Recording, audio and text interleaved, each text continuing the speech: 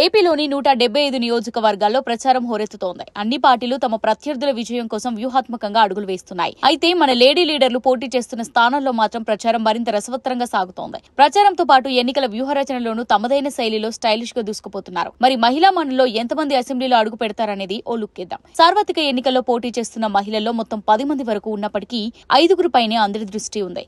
వీరిలో 4 సిట్టింగ్ ఎమ్మెల్యేలు కాగా మరొకరు మాజీ పార్లమెంట్ సభ్యురాలున్నారు.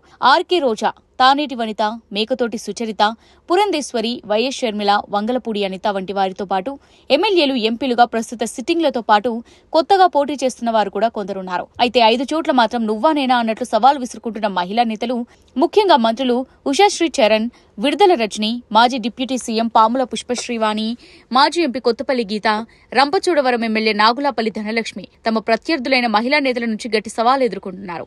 అనంతపురం జిల్లా పెనుగొండ నుంచి పోటీ చేస్తున్న ఉషశ్రీ చరణ్ కి ప్రత్యర్థిగా టీడీపీ నేత సవితమ్మకు అవకాశం ఇచ్చింది. ప్రస్తుతం కళ్యాణదుర్గం ఎమ్మెల్యేగా ఉన్న మంత్రి ఉషాశ్రీ చరణ్ ను పెనుగొండకు మార్చగా, పెనుగొండలో టీడీపీ తరపున పోటీ చేయాల్సిన పార్థసారథిని తప్పించి మహిళా నేతకు అవకాశం ఇచ్చింది టీడీపీ.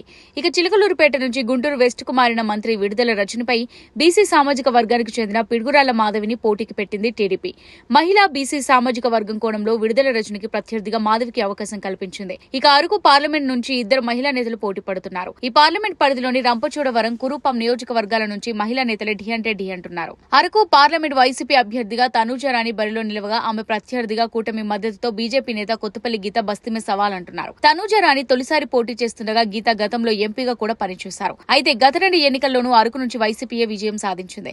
దీంతో ప్రస్తుతం హోరాహోరీ పోటీ నెలకొంది.